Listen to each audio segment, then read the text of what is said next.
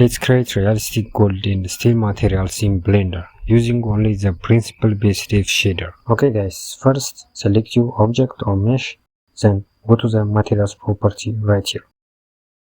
Then select new to create a new material and change this to material preview to see the changes made on the material property.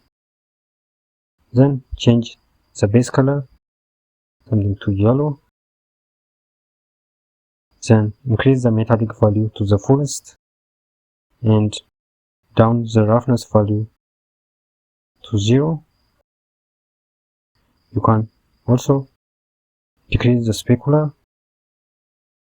to 0 and give it a little bit roughness.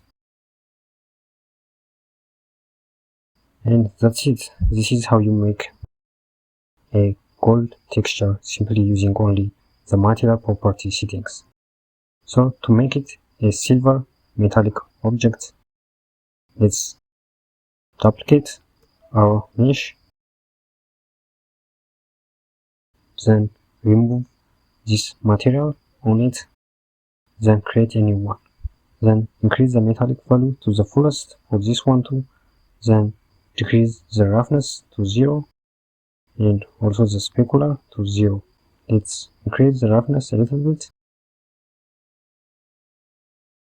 so you can make the color a little bit darker.